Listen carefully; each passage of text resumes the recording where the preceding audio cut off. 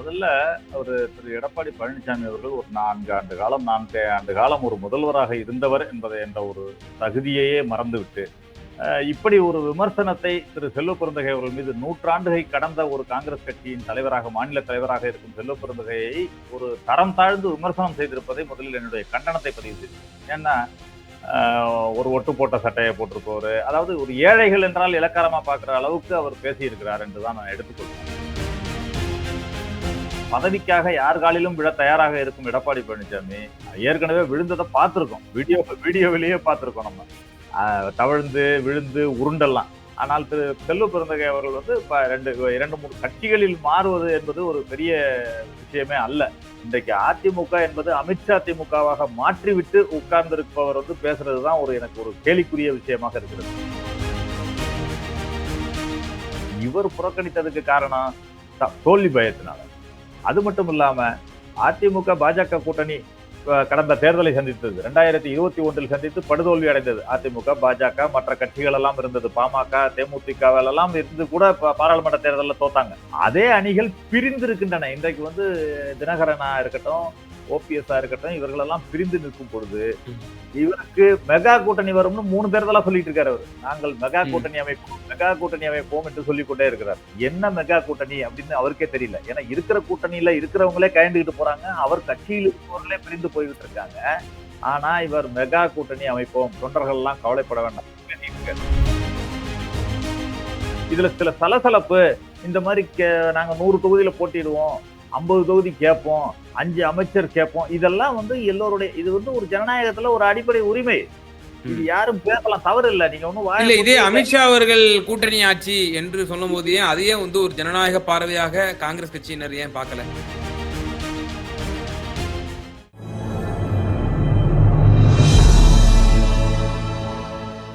Tamil news நேயர்களுக்கு அன்பு வணக்கம். இன்றைய சிறப்பு நேர்காணலில் நம்மோடு இருந்திருப்பவர் காங்கிரஸ் கட்சியை சார்ந்த மரியாதைக்குரிய சந்திரசேகரன் சார். சார் வணக்கம். வணக்கம். தமிழகத்துல திராவிட முன்னேற்ற கழகத்தினுடைய இந்த கூட்டணி என்பது இன்டாக்டாக கிட்டத்தட்ட 7 ஆண்டுகளாக, அதே போல 3 பொது தேர்தல்களிலும் தொடர் வெற்றியிலே இந்த அணி இருந்து கொண்டிருக்கிறது. சமீப நாட்களிலே திராவிட முன்னேற்ற கழகத்திற்கும் அதே போல உங்களுடைய காங்கிரஸ் கட்சிக்கும் சில சலசலப்புகளும் சில அதிருப்திகளும் வெளிப்பட்டிருக்கிற என்று கருத்தை முன்வைக்கிறாங்க. குறிப்பா திரு எடப்பாடியார் பொதுவெளியில முன் வச்சாரு. இந்த மாதிரி 117 சீட்டு கேட்கிறாங்க. ஏனென்றால் உங்க பொதுச் செயலாளர் அவர்கள் நெல்லையில் நடந்த மாநாட்டிலே ஓப்பனாக கூறினார். அதே போல KS அழகிரி சொல்றாரு பாருங்க, ஆட்சியிலும் பங்கு அதிகாரத்திலும் பங்கு கேட்கிறாங்க. பார்த்தீர்களா, நிச்சயம் விரிசல் ஏற்பட்டு விட்டது, இந்த காங்கிரஸ் கூட்டணி முறையும் திமுக காங்கிரஸ் கூட்டணி நிலைக்காது அப்படின்ற கருத்தை திரு எடப்பாடியார் அவர்கள் முன்வைத்திருந்தார். இன்னும் சொல்ல போனா ஒரு படி மேலே போய் செல்வ பெருந்தகை அவர்கள் ஏன் இப்படி முட்டு கொடுத்துட்டு இருக்காரு, ஒரு பக்கம் காங்கிரஸ்காரங்க இப்படி பேசுறாங்க, இன்னொரு பக்கம் செல்வ திமுக இப்படி முட்டு கொடுத்துட்டு இருக்காரு சொல்லி ஒரு கண்டிக்கத்தக்க ஒரு வார்த்தையையும் உங்களுடைய மாநில தலைவர் அவர்கள் மீது உபயோகமும் படுத்தியிருக்கிறார். நிச்சயமாக அது கண்டனத்துக்கு உரியவைதான். ஒரு பக்கம் திரு எடப்பாடி பழனிசாமி அவருடைய சார்ஜஸ் எப்படி பாக்குறீங்க? திமுக காங்கிரஸ் கூட்டணி சுமூகமா இல்லையா? இந்த தேர்தலோட உங்க கூட்டணி முறிய போகுதா? முதல்ல திரு எடப்பாடி பழனிசாமி அவர்கள் ஒரு 4 ஆண்டு காலம் ஒரு முதல்வராக இருந்தவர் என்ற ஒரு தகுதியையே மறந்துவிட்டு ஒரு பெரிய கட்சியின் இன்றைக்கு எதிர்கட்சி பல ஆண்டுகள், இன்றைக்கு தமிழகத்தை அதிக ஆண்டு காலம் ஆண்ட கட்சி என்று சொல்லப்படுகின்ற அதிமுகவின் தலைவராக இருந்து கொண்டு இப்படி ஒரு விமர்சனத்தை திரு செல்வ பெருந்தகை அவர்கள் மீது நூற்றாண்டுகை கடந்த ஒரு காங்கிரஸ் கட்சியின் தலைவராக மாநில தலைவராக இருக்கும் செல்வ பெருந்தகையை ஒரு தரம் தாழ்ந்து விமர்சனம் செய்திருப்பதை முதலில் என்னுடைய கண்டனத்தை பதிவு செய்துள்ளேன். ஏன்னா ஒரு ஒட்டு போட்ட சட்டையை போட்டிருப்பவர், அதாவது ஒரு ஏழைகள் என்றால் இலக்காரமா பார்க்கிற அளவுக்கு அவர் பேசியிருக்கிறார் என்றுதான் நான் எடுத்துக்கொள்றேன். ஒரு ஏழை, ஒரு பின்தங்கிய வகுப்பில் இருந்து வந்தவர் என்பதையெல்லாம் மனதில் வைத்து அவர் பேசியிருப்பாரோ என்ற ஒரு ஆணவத்தில் பேசியிருக்கிறாரோ என்பதுதான் எனக்கு தோணுகிறது. ஏனென்றால் பதவிக்காக யார் காலிலும் விழ தயாராக இருக்கும் எடப்பாடி பழனிசாமி ஏற்கனவே விழுந்ததை பார்த்திருக்கோம். வீடியோவிலேயே பார்த்திருக்கோம். நம்ம தவழ்ந்து விழுந்து உருண்டெல்லாம். ஆனால் திரு செல்வ பெருந்தகை அவர்கள் இரண்டு மூணு கட்சிகளில் மாறுவது என்பது ஒரு பெரிய விஷயமே அல்ல. இன்றைக்கு இருக்கின்ற ஒரு அரசியல் கட்டத்துல தன்னுடைய கொள்கை மாற்றம் என்பதுதான் மாறாததுன்னு சொல்லுவாங்க. அந்த மாதிரி மாறி இருந்தாலும் தன்னுடைய சுயமரியாதையை இழக்க கட்சியில் இருக்கிறார்களா என்பதுதான் நீங்க பார்க்கணும். இன்றைக்கு செல்வ பெருந்தகை அவர்கள் காங்கிரஸ் கட்சிக்கு கிட்டத்தட்ட 15 ஆண்டு காலம் ஆகிவிட்டது. பல்வேறு பொறுப்புகளில் இருந்திருக்கிறார். 2 தேர்தல்களை சந்தித்து தோல்வியும் அடைந்திருக்கிறார். தோல்வி அடைந்த உடனே வேற கட்சிக்கு போகல அவர். 2 தேர்தல காங்கிரஸ்ல 2 தேர்தல சந்தித்து 2 தேர்தலில் தோல்வியையும் சந்தித்து அதன் பிறகு ஒரு வெற்றியை பெற்று சட்டமன்ற கட்சி தலைவராக வந்து அப்புறம் எஸ்சி எஸ்டி துறையுடைய மாநில தலைவராக தமிழக காங்கிரசுக்கு பொறுப்பேற்று சிறப்பாக செயல்பட்டு அதன் மூலமாகத்தான் இன்றைக்கு ஒரு மாநில தலைவராக நியமிக்கப்பட்டிருக்கிறார். அவர் 2 கட்சியில் இருந்திருக்கலாம், அதெல்லாம் அது மாற்று கருத்து இல்லை. ஆனால் அதை விமர்சனம் செய்யும் இவருக்கு தன் முதுகை பார்க்க வேண்டும்னு ஃபர்ஸ்ட் சொல்லுவாங்க. நீ ஒரு விரலை நீட்டினால் உன்னை நோக்கி 4 விரல் நீளும் என்று சொல்லுவாங்க. இன்னைக்கு அவருக்கு கூட்டணி கட்சியாக இருக்கின்ற நயினா நாகேந்திரன் வந்து எந்த கட்சியிலிருந்து சென்றவர்னு பார்க்கணும். இவர் அவரை போய் கொஞ்சம் குழாவி கொண்டிருக்கிறாரே கூட்டணி கட்சியாக. உங்கள் கட்சியிலிருந்து சென்று வேறு கட்சிக்கு மாநில தலைவராக இருக்கிறார். நீங்க அவரோட தான் இன்னைக்கு கூட்டணி பேசிக்கிட்டு இருக்கீங்க.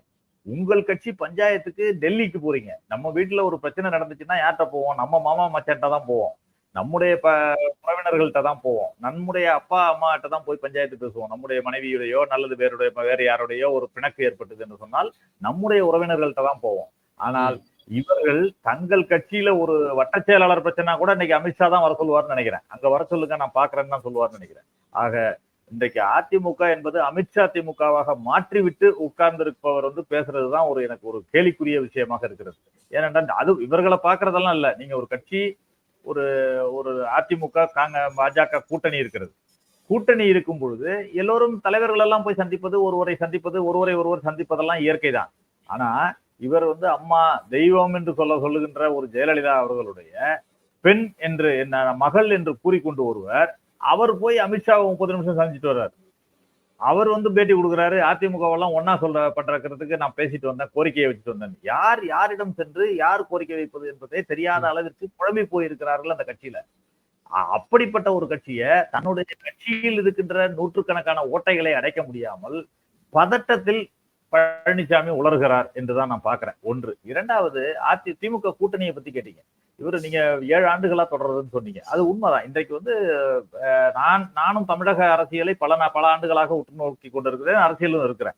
ஆனா இவ்வளவு காலம் தொடர்ந்து ஒரு கூட்டணி என்பது இன்டாக்டாக இருப்பது எனக்கு தெரிந்து இப்போதுதான்.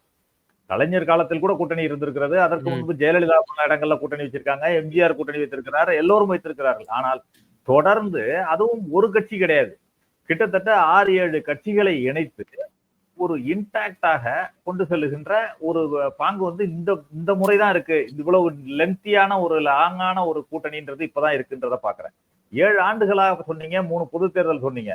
அது மட்டுமல்ல, உள்ளாட்சி தேர்தல், நகர்ப்புற உள்ளாட்சி தேர்தல், கிராமப்புற உள்ளாட்சி தேர்தல், இவர்கள் ஆட்சியில இருந்த போதே அதிமுக பாஜக கூட்டணி இருக்கிறது. சென்ட்ரல்ல பாஜக ஆளும் கட்சி, மாநிலத்துல அதிமுக ஆளும் கட்சி. இவர்கள் உள்ளாட்சி தேர்தலை மொத்தமாக வைப்பதற்கு பயந்து கொண்டு நகர்ப்புற உள்ளாட்சி தேர்தலை வைத்தால் திமுக கூட்டணி பெரும்பான்மையாக வெற்றி பெற்றுவிடும் என்று பயந்து கொண்டு, கிராமப்புறத்தில் என்றால் நாம் வெற்றி பெற்று விடலாம் என்று நினைத்து கிராமப்புறத்தில் வைத்தார்கள். அதிலும் 80% வெற்றியை திமுக கூட்டணி பெற்றது என்று குறிப்பிடணும். அதே போல இடைத்தேர்தல்கள், பல இடைத்தேர்தல்கள் வந்துச்சு. 2-3 இடைத்தேர்தல்ல போட்டியிடவே இல்லாமல் புறக்கணித்த ஒரு அதிமுக புறக்கணித்தது. ஒரு எதிர்கட்சியாக இருந்து சில சமயங்கள்ல ஜெயலலிதா இருந்த போது கூட புறக்கணித்திருக்கிறார்கள், அது வேறு விஷயம். ஆனா இவர் புறக்கணித்ததுக்கு காரணம் தோல்வி பயத்தினால. அது மட்டும் இல்லாம அதிமுக பாஜக கூட்டணி கடந்த தேர்தலை சந்தித்தது, 2021 சந்தித்து படுதோல்வி அடைந்தது. அதிமுக பாஜக மற்ற கட்சிகள் எல்லாம் இருந்தது, பாமக தேமுதிக எல்லாம் இருந்து கூட பாராளுமன்ற தேர்தலில் தோத்தாங்க. பாராளுமன்ற தேர்தலில் கடந்த தேர்தலில் தோத்தாங்க. அதே அணிகள் பிரிந்து இருக்கின்றன. இன்றைக்கு வந்து தினகரனா இருக்கட்டும், ஓபிஎஸ் இருக்கட்டும், இவர்கள் எல்லாம் பிரிந்து நிற்கும் பொழுது இவருக்கு மெகா கூட்டணி வரும்னு 3 தேர்தலா சொல்லிட்டு இருக்காரு அவர். நாங்கள் மெகா கூட்டணி அமைப்போம் என்று சொல்லிக் கொண்டே இருக்கிறார். என்ன மெகா கூட்டணி அப்படின்னு அவருக்கே தெரியல. ஏன்னா இருக்கிற கூட்டணியில இருக்கிறவங்களே கயந்துகிட்டு போறாங்க, அவர் கட்சியில் இருப்பவர்களே பிரிந்து போய்கிட்டு இருக்காங்க. ஆனா இவர் மெகா கூட்டணி அமைப்போம், தொண்டர்கள் எல்லாம் கவலைப்பட வேண்டாம் பேசிட்டு இருக்காரு. இன்றைக்கு போன முறையும் போன தேர்தலையும் சொன்னாரு, எதிர்கட்சியில் இருந்து பொதுவா வைக்கக்கூடிய உங்க மீது விமர்சனம் என்னன்னா, சீட் ஷேரிங்ல நிச்சயமா பிரச்சனை வரும். கடந்த முறை பாத்தீங்களா, 2011 63 நாயன்மார்கள் இருந்தாங்க, அதன் பிறகு 41 ஆச்சு, இப்ப 25, படுத்து 10 15 அப்படிங்கிற அளவுக்கு வந்து பேச ஆரம்பிச்சிட்டாங்கல்ல. இப்ப உங்க பெரம்பலூர் காங்கிரஸ் மாவட்ட தலைவர் என்ன சொல்றாரு, எங்க பலத்தை நிரூபிக்கணும், நாங்க இல்லாட்டி திமுக எந்த இடத்துலயும் ஜெயிக்க முடியாது, அதனால 234 தொகுதிக்கு நாங்க நிற்பதற்கு ஆயத்தமாக இருக்கிறோம் அப்படின்னு சொல்லி அவர் சொல்றாரு. இல்ல, 2 விஷயத்தை நான் சொல்ல விரும்புறேன். அதாவது இந்த கூட்டணி என்பது இன்டாக்டாக இன்றைக்கு வரைக்கும் போய் கொண்டிருக்கிறது. மாற்றம் என்பது மாறாதது, எதிர்காலத்தில் என்ன நடக்கும் என்பதெல்லாம் சொல்வதற்கு நான் ஜோதிடர் அல்ல. ஆனால் அகில இந்திய கட்சி, எங்களை கட்சியை பொறுத்த வரைக்கும் அகில இந்திய கட்சி மற்ற எல்லா கட்சிகளையும் விட எங்கள் கட்சியில் சுதந்திரம் அதிகம், பேச்சு சுதந்திரம், எழுத்து சுதந்திரம் அதிகம்.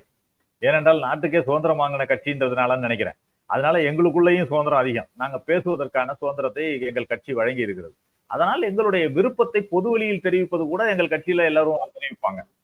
நாங்க 110 சீட்டு நிற்போம், 200 எல்லா கட்சியுமே இன்றைக்கு ஆரம்பிக்கின்ற ஒரு புதிய கட்சியாக இருந்தால் கூட நாங்க 200 தொகுதியில வெற்றி பெறுவோம், 220 தொகுதியில வெற்றி பெறுவோம்ன்றதுதான் இயற்கை. யாரும் நாங்க 234 தொகுதியில தோல்வி அடைவோம்னு யாரும் நிக்கிறது இல்லை.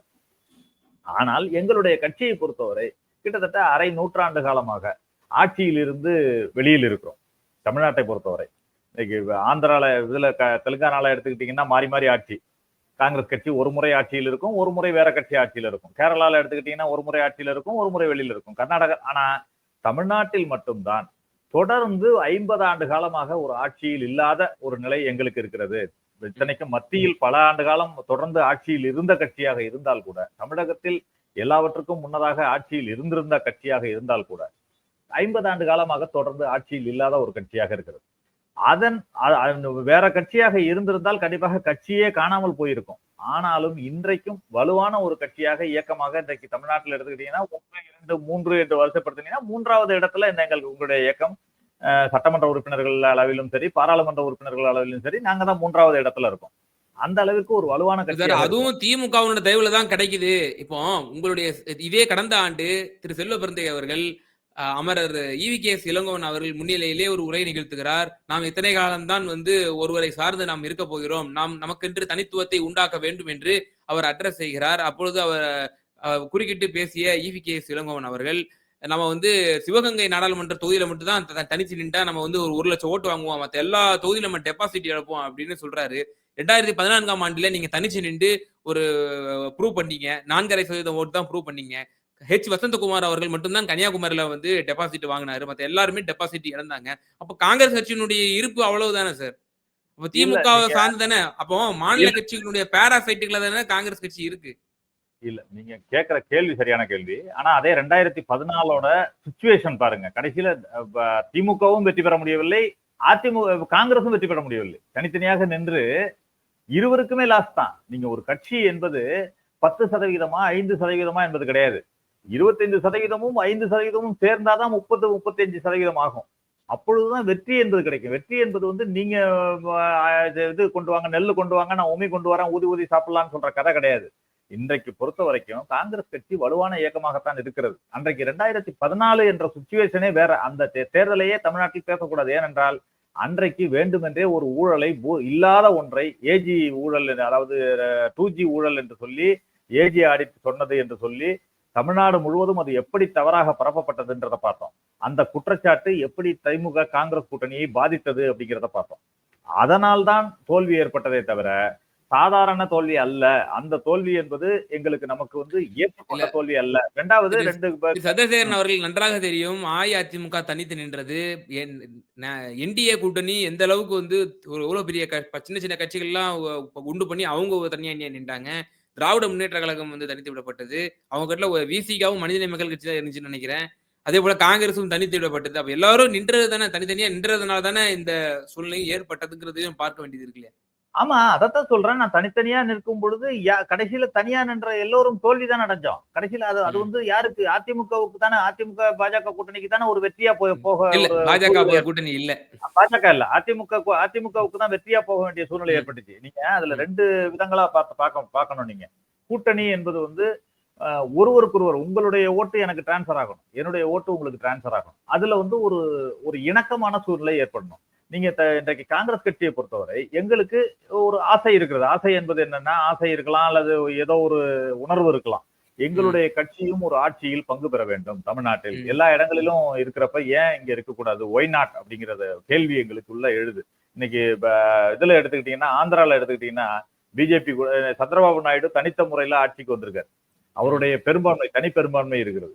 ஆனாலும் அவர் பாத்தீங்கன்னா பவன் கல்யாண துணை முதலமைச்சர் கொடுத்து அவர் கூட கூட்டணியா சேர்த்துட்டு இருக்காரு. கூட்டணி உள்ளவங்களை பாஜக இல்லாமலும் அங்க ஆட்சி நடத்த முடியும். ஆனா பாஜகவுக்கும் 2 அமைச்சர் கொடுத்து அங்கு சேர்த்து கொண்டிருக்கிறார்.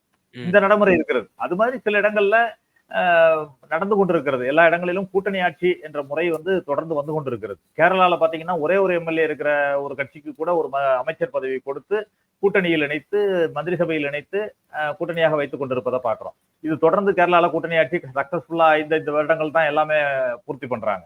கேரளால தொடர்ந்து பல ஆண்டுகளாக கூட்டணி ஆட்சி தான் நடக்குது. கூட்டணி ஆட்சினா பெரும்பான்மை இருந்தால் கூட காங்கிரஸோ அல்லது கம்யூனிஸ்ட் இயக்கங்களோ அங்க ஆட்சியில் வந்தால் கேரளா காங்கிரஸ் மணி அல்லது முஸ்லீம் லீக் இது மாதிரி உள்ள சிறிய கட்சிகள் அங்க இருக்கும். அந்த பிளேயர்ஸை கூட ஒரு அமைச்சர் கொடுத்து அமைச்சரவையில சேர்த்து கொண்டு ஆட்சி நடத்தப்பதை பாக்குறோம். அது மாதிரி ஏன் இங்க வரக்கூடாது என்பது எங்களுடைய தொண்டர்கள் மனதுல இருக்கிற ஒரு ஆர்வம், ஆசைதான். அதை சிலர் வெளிப்படுத்துகிறார்கள். ஆனாலும் இறுதி முடிவு என்பது எங்களை பொறுத்தவரை எங்களுடைய கட்சி அகில இந்திய கட்சி. அகில இந்திய காங்கிரஸ் தலைமை ராகுல் காந்தி அவர்களும் கார்கே அவர்களும் முடிவு என்ன எடுக்கிறார்களோ அங்கு காரிய கமிட்டியில் உட்கார்ந்து இதை செய்ய வேண்டும். ஏனென்றால் இப்பொழுது இருப்பது வந்து நாங்கள் மாநில கட்சி கிடையாது. நாங்கள் முடிவெடுக்க முடியாது இங்கு உட்கார்ந்து. இந்தியா என்று காங்கிரஸ் திமுக ஒரு இம்பாக்டா இருக்கு. நேற்றைக்கு கூட பாத்தீங்கன்னா தெலுங்கானா முதலமைச்சர் இங்கு வர்றாரு. இங்கு வந்து தமிழக முதலமைச்சரோட ஒரு நிகழ்ச்சியில இணக்கமா வந்து பேசிட்டு போறாரு. அந்த அளவிற்கு எங்களுடைய காங்கிரஸ் அவர் நேற்றைக்கு பேசுறப்ப கூட சகோதரர் ராகுல் காந்தி அவர்களுடைய கரத்தை வலுப்படுத்தும் வகையில் ரேவந்த் ரெட்டி இருக்கிறார்னு தமிழக முதலமைச்சர் பேசுறாரு. அந்த அளவிற்கு ஒரு இணக்கமான ஒரு நட்பு புரிதல். இதே சனாதன தர்மத்தை பத்தி பேசும்பொழுது உதயநிதி அவர்களை தண்டிக்கணும்னு சொன்னவரும் அதே ரேவந்த் ரெட்டி தான். இப்ப சார் என்னுடைய கேள்வி என்னன்னா, இப்போது வெளிப்படையாக பொது வெளியில ஒரு விமர்சனம் வைக்கிறாங்க இல்லையா, இது வந்து எதனுடைய வெளிப்பாடுங்கிற கேள்வி இருக்கு. கரூர் நாடாளுமன்ற உறுப்பினர் ஜோதிமணி அம்மையார் அவர்கள் இந்த மாதிரி எங்களுடைய நகர மாவட்ட தலைவரா இருக்க மகளிர் அணி தலைவராக இருக்கக்கூடிய கவிதா அவர்கள் வந்து திராவிட முன்னேற்ற கழகத்துல இணைக்க வச்சிருக்காங்க. இதற்கு அங்க உள்ளூர்ல இருக்கக்கூடிய மாவட்ட செயலாளர் இருக்கக்கூடிய திரு செந்தில் பாலாஜி அவர்கள் தான் காரணம்னு சொல்லி பொதுவெளியில இப்படி ஒரு விமர்சனத்தை முன்வைக்கிறாங்க. அப்ப அம்மையார் ஜோதிமணி அவர்களுடைய ஸ்டேட்மெண்ட் மூலமா என்ன தெரிய வருகிறது? திராவிட முன்னேற்ற கழகத்தினோடு கூட்டணி என்பது அதிருப்தியில் தான் நாங்கள் இருந்து கொண்டிருக்கிறோம். அப்ப வந்து அவங்க தங்களுடைய அதிருப்தியை வந்து வெளிப்படுத்துறாங்களா அல்லது தனிப்பட்ட வன்மமா? இது எப்படி பார்க்கிறது? இல்ல, அதிருப்தியா தான் தனிப்பட்ட வன்மம்ன்றதே இந்த அரசியல்ல எதுவும் கிடையாது. தனிப்பட்ட வன்மம்ன்றதே எதுவும் கிடையாது. நீங்க எடப்பாடி பழனிசாமி மாதிரி கேள்வி வைக்கிறீங்க. ஏன்னா எடப்பாடி பழனிசாமிக்கு தான் தனிப்பட்ட வன்மம் இருக்கு. தினகரன் மேல, ஓபிஎஸ் மேல, இவங்க மேல எல்லாம் தனிப்பட்ட வன்மம் இருக்கு. எங்களை பொறுத்த வரைக்கும் அரசியல் ரீதியாக நீங்க இன்றைக்கு ஏன்னா அந்த அந்த காங்கிரஸ் கட்சியை சார்ந்த திரு சந்திரசேகர் சார் இது சொல்லும் பொழுது மிகவும் வியப்பா இருக்கு. இல்ல தனிப்பட்ட வன்மம்ன்றதே கிடையாது. என்னை பொறுத்தவரை அரசியல்ல எடுத்துக்கிட்டீங்கன்னா தனிப்பட்ட வன்மம்ன்றதே எந்த விதத்திலையும் கிடையாது. நாளைக்கு ஒரு தலைவர்களிடையே ஒரு திருமணமாக இருக்கட்டும், அதெல்லாம் ஜெயலலிதா இருந்த பொழுது அந்த அநாகரிக அரசியல் வந்துச்சு, நான் பார்த்திருக்கேன். அதாவது ஒரு திருமணத்துக்கு கூட போகக்கூடாது, எதிர்கட்சியை சேர்ந்தவருடைய திருமண வீட்டுக்கு கூட போகக்கூடாது, அவருடைய கட்சி பதவி இருக்காது. அந்த மாதிரி வன்மம் எல்லாம் இருக்கக்கூடாது. நீங்க முன்னாள் தலைவர் திருநாவுக்கரசர் அவர்கள் ஒரு கருத்தை முன்வைத்திருந்தார். அந்த கருத்தை பற்றி ஈவி.கே. சிலங்கவன் அவர்களிடம் பற்றி கேட்கும் பொழுது அவர் யார் என்றே எனக்கு தெரியாது என்று கடந்து சென்றார். இப்படியும் காங்கிரசினுடைய கடந்த கால வரலாற்றில் இருந்தது நான் இங்கு பதிவு செய்ய விரும்புகிறேன். இல்ல அது கூட அது யாருன்றே தெரியாதுன்னு சொன்னது வந்து சர்க்காசம். அத வந்து வன்மம்னு நீங்க எடுத்துக்கணும். ஆமா, அப்படி எடுத்துக்கணும். நீங்க அப்படிதான் எடுத்துக்கணும். ஏன்னு வச்சுக்கீங்களா, நீங்க அவர் உண்மையிலேயே திருப்பி தாக்கி இருந்தால் நீங்க சொல்லலாம். அவர் வந்து அந்த யாரை பற்றி கேட்டீங்களோ அவரை தாக்கி இருந்தால், பர்சனலாக ஏதாவது அட்டாக் பண்ணியிருந்தா நீங்க கேட்கலாம். அவர் யாரு, அவர் இப்படி போனவர், அப்படி செஞ்ச ஏதாவது சொல்லி இருந்தா நீங்க கேட்கலாம். அதை கடந்து செல்லும் பொழுது அதை வந்து தவிர்க்கிறார் என்று தான் நீங்க எடுத்துக்கணும். அது பரவாயில்ல, அது நாகரிகமான அரசியலா தான் நீங்க எடுத்துக்கணும். அதாவது நயினார் நாகேந்திரன் அவரிடம் தமிழிசையை பற்றி ஒரு கேள்வி கேட்டால் தமிழிசை யாருன்னே தெரியாதுங்க போங்க அப்படின்னு சொல்லி போனோம்னா அது வந்து நம்ம சர்க்காஸ்டிக்கா நம்ம எடுத்துப்போம். அப்படிதானே சார்? இல்ல அப்படி கிடையாது. நீங்க என்னென்ன சூழ்நிலையில என்னென்ன நடக்குதுங்கிறத வச்சுக்கணும். எல்லாத்தையும் எதையோடையும் கம்பேர் பண்ணக்கூடாது. நீங்க அதை கம்பேர் பண்ணவும் முடியாது. நீங்க இன்றைக்கு நீங்க கேட்ட கேள்விக்கு பதில் சொல்லிடுறேன். அதாவது கரூர் விஷயத்தை பத்தி நீங்க சொல்லிட்டு இருந்தீங்க.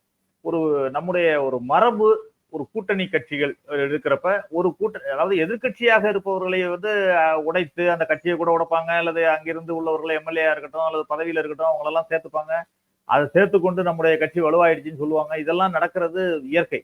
ஆனால் கூட்டணி கட்சியாக இருப்பவர்கள் வந்து சேர்கிறார்கள் என்று சொன்னால் அதற்கு ஒரு கூலிங் பீரியடாவது வச்சுப்பாங்க. அட்லீஸ்ட் சேர்த்தால் கூட என்ன பண்ணுவாங்கன்னா, நீ இரியா கொஞ்ச நேரம் விலகையாவது வெள்ளறியா, அப்புறம் கொஞ்ச நாள் கழிச்சு வா. அதை வந்து விளம்பரப்படுத்த மாட்டாங்க. அட்லீஸ்ட் விளம்பரம் கூட படுத்த மாட்டாங்க. ஆனால் இந்த விஷயத்தில் நடந்தது என்னவென்று சொன்னால், திரு செந்தில் பாலாஜி அவர்கள் வந்து ட்விட்லையும் பொது தளத்திலையும் போட்டார். இந்த மகளிர் அணி தலைவர் வந்து காங்கிரஸில் இருந்து தளபதி தான் தமிழகத்துக்கு வேண்டும் என்று சொல்லி வந்து சேர்ந்தார், தலைமைதான் வேண்டும் என்று சேர்ந்தார்ன்ற மாதிரி போடுறாரு அப்படின்னு போடுறாங்க.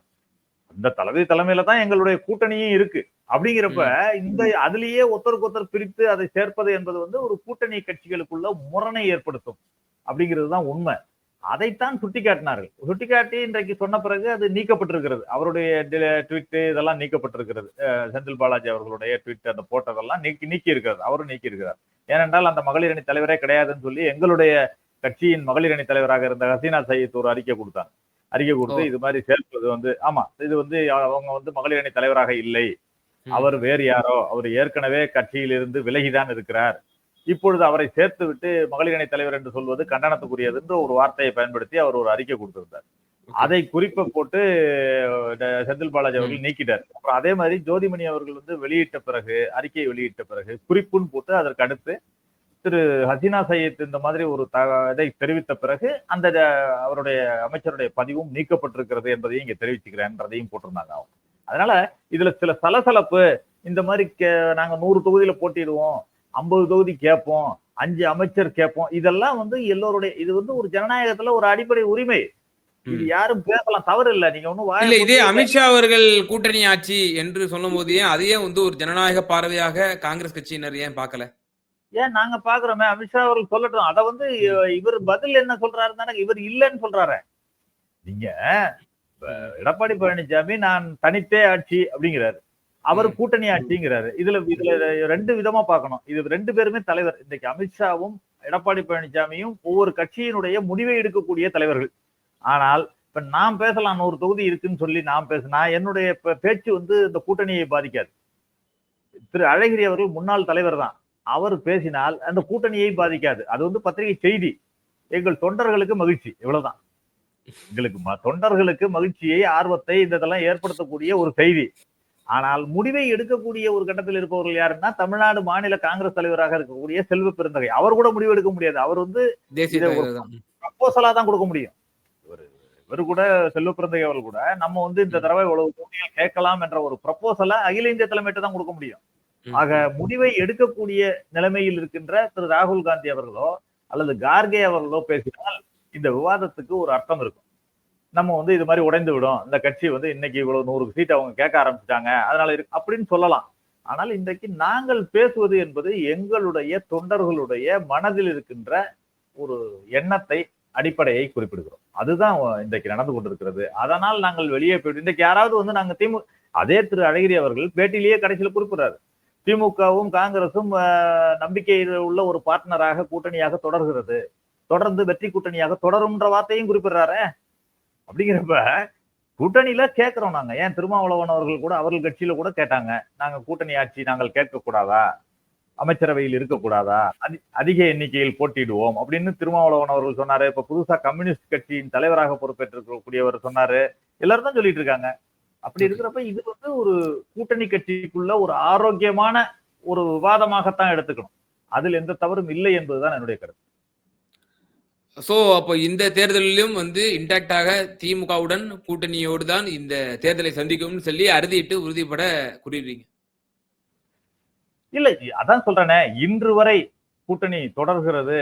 அதிலிருந்து வெளியே வருவதற்கான எந்த ஒரு சாத்தியக்கூறும் இல்லை என்பதுதான் இன்று வரை உள்ள நிலைமை. ஏனென்றால் நாங்கள் இன்டாக்டா இந்தியா கூட்டணி வெற்றி கூட்டணியாக தொடரும் பொழுது அதிலிருந்து ஏன் விலக வேண்டும் என்பதுதான் கேள்வி. அதனால கண்டிப்பாக வெற்றி கூட்டணி தொடரும் என்பதுதான் என்னுடைய கருத்து. நிச்சயமா சார். சமகால அரசியல் சூழ்நிலை குறித்து எங்க நேயர்களுக்கு ரொம்ப தெளிவா பகிர்ந்தீங்க. மிகுந்த நன்றிகள் சார். நன்றி.